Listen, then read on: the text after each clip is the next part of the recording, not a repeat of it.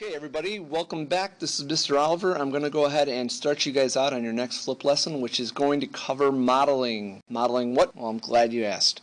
It's going to be on modeling multiplication with fractions. Here's our learning target right there. And here's our learning target. I'm going to start putting those in our videos from now on. But we have a learning target. You, the student, will construct.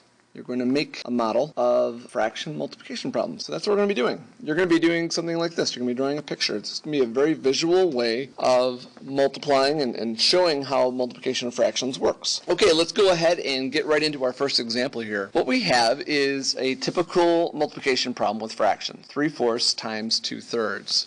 And another way to think of multiplication is by thinking of multiplication not as just multiplication, but thinking of it as the word of. 3/4 of 2/3. What does 3/4 of 2/3 look like? That's what we're going to be doing in our model. So what I'm going to do first is I'm going to draw a model of thirds. Now this model right here, you'll notice that I broke it up into thirds. Here's a third, here's a third, and here's a third. Okay, it's been broken up into thirds. Now I know that we're looking for 3/4 of 2/3. So I'm only going to shade in 2 out of the 3/3. And you'll notice right here that the shading is in one direction. So when you guys are doing this, you're going to want to shade one direction for one of the fractions. In this instance, I'm doing 2/3, and you'll notice the direction that I shaded was this way.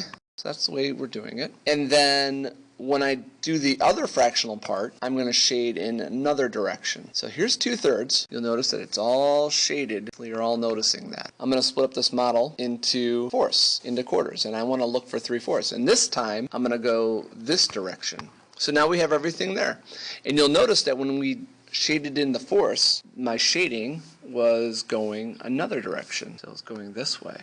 And then that makes it, if you look at the shading, it makes it really easy to spot where the intersection of those fractional parts are. Right here you'll notice some of the boxes are shaded both directions. Both directions here, both directions. Now you notice right here it's only shaded one direction, so we're not going to count that. Here, nothing is shaded. Here, it's only one direction. Here, it's two different directions. So what we're going to primarily focus on is the model part that is shaded in both directions, both left and right. It's shaded. So right there. Now that is our answer.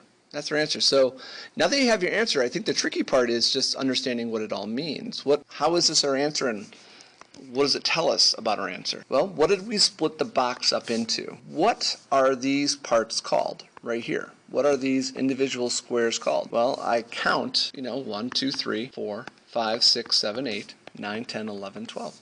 So these are all twelfths. So that's 1/12. That's another 12th.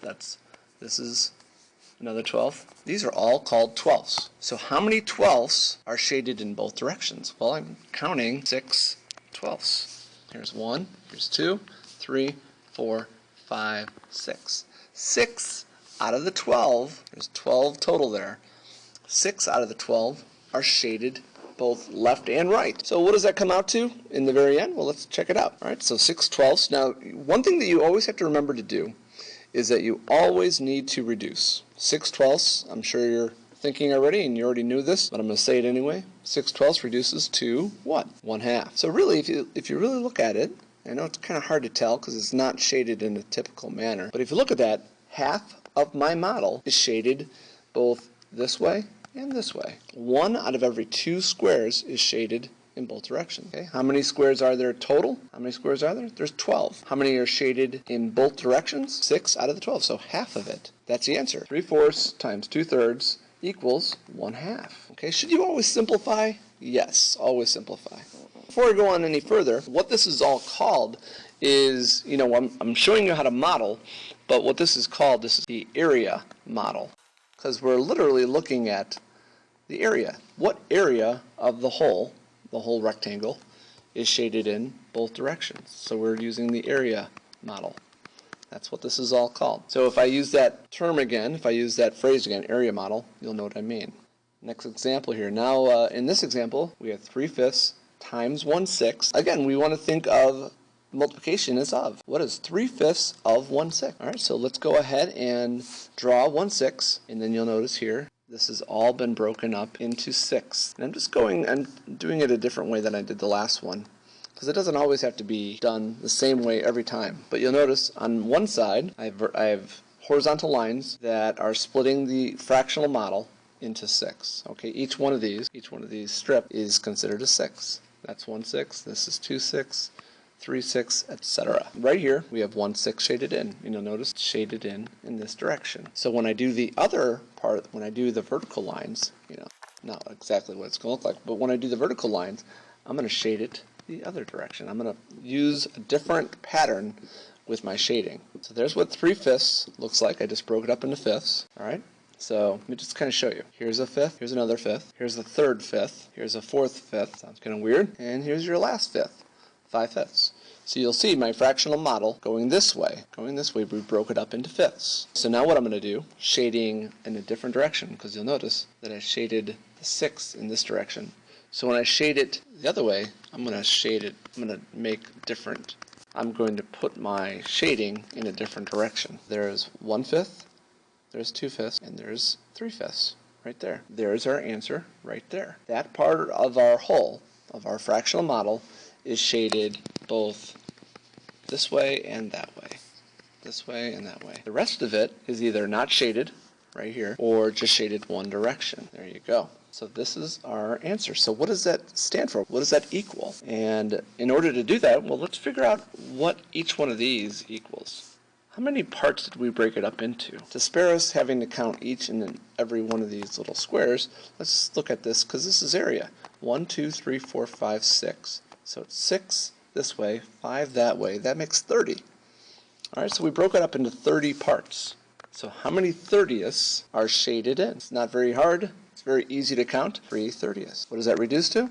That reduces to 1/10. So 1/10 of it is shaded. In this example, I'm going to show you how to model multiplication of mixed numbers. And you'll notice that I have 4/9 of 2 1/8. So I'm going to start by modeling 2 1/8 first, and I'm going to break it all into 8s because I want to do 2 1/8. And there you have it. Here's what 2 1/8 looks like. We have one hole here, we have 2 holes here, and then we have 1/8 of a hole there. 1, 1, 2, and then 1/8 right there. Notice in the entire model, I split up everything into 8s. Not just the last part, but everything. Even the 2 holes are split up into 8s. What does that equal? That equals 8/8.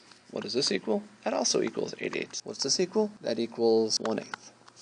What's 8/8 equal? Equals 1. So what do we have here? We have 1 plus 1, which is 2, 2 1/8. Hopefully you guys all understand that by now. We've talked enough about fractional models to kind of understand that by now. If not, you need to let us know. Now it's kind of hard to see, but I shaded my 8s in this direction. So when I do the other part, when I do the 4/9, I'm going to shade them in a total opposite direction. So now I'm going to break it up into 9ths going this way. Just, I understand, not very easy. Okay, so there's our 4/9 right here. That's 4/9 right there. I've shaded in 4 rows. 1, 2, 3, 4 out of 9. So believe me, there's 9 rows there. And all I'm going to do is figure out how much of this is shaded in both directions right there. Now before I do that, and again, you don't want to count each and every one of these individual squares, but I need to figure out what these represent. What do these little squares represent? Well, this square represents a part of the whole, a very small part of the whole, but we need to figure out. And then I notice that this is 9 by 8, 9 horizontally and 8 vertically. That makes 72. So this right here is 1 out of 72. So what I'm going to do is I'm going to figure out how many out of 72 is shaded in both directions. And again, I want to spare you having to count one by one, 1, 2, 3, 4. That's going to take a long time. So let's go ahead and just look here. All right, so we have 4 in this row that's shaded in both directions. So that's 4, and then how many rows do I have? I have 1, 2, 3, 4, 5, 6, 7, 8, and then there's 8 rows there, and then there's 1 row there. So how many rows do I have and shaded in both directions? Well, I have 8 here, 8 here, that makes 16, plus another 1 makes 17. So what's 17 times 4? That is 68. I know how many I have shaded in.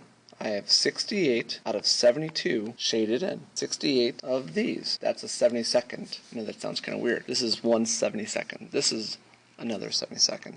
How many of those are shaded in both directions? 68 of them. Let's go ahead now and reduce. So 68 over 72. I know that can reduce by 2. Something a typical math student's going to do. 68 divided by 2, 34. 72 divided by 2 is 36. And don't stop there. Keep dividing. 34 divided by 2 and 36 divided by 2. 34 divided by 2 is 17. 36 divided by 2 is 18. So there you go. 17/18 is the answer. There you have it. 17/18, which seems kind of strange because usually when you multiply, numbers get bigger, right? Numbers usually get bigger. However, we're multiplying fractions. So when you multiply a fraction of a fraction, things are going to get smaller. That's just how fractions work. They are going to get smaller because you're taking a fraction of a fraction. I'm going to go ahead and start doing a summary for you here as well, and you need to write this down in your interactive notebook. If you don't have an interactive notebook, please get one as soon as possible. You should be writing all these notes in your interactive notebook, and any examples that I do, any writing that you do, any steps shown, you need to do that. So let's go ahead and answer some of these questions. I think I just threw these together as a little summary here. The first question is, what's another way to express multiplication? What's another way? Of. Of is another way to express multiplication. The next question right here is, what kind of model did we use? What kind of model was that called? And what we used was the area model, okay? Because what we did was we broke it up like we would something in geometry. How would we figure out the area of it? The last one there, usually when you multiply numbers, they get bigger. How come when you multiply fractions, they get smaller? And the answer to that question is because you're taking a fraction of a fraction. If someone offered you, and this is my example here, if someone offered you half of a quarter of a piece of pizza, you're not going to get much. You know, you're not going to get as much as you think. Here's a pizza, and there's a quarter right there. There's a quarter. And when you multiply that by 1/2, here's a fourth again. When you multiply that in half, a half of a fourth, that's all you're getting. Okay, I know it's at least something. You're not getting as much as you think. You're not getting more pizza. You're getting actually less of what was off. That's why when you multiply fractions, same thing occurs when you multiply decimals as well, because you're not dealing with whole numbers. When you're dealing with fractions or decimals, things get smaller usually because you're taking a part of a part. Okay, that concludes our lesson, everybody. I hope everyone understood this. Fractional models, they're not a bad way to do it, and they really do, I think, in my opinion, they really do show you how multiplication of fractions work. I think this is also easier than the adding and subtracting models, and I'm sure you appreciate that. So that does it, everybody. Have a great night. See you tomorrow.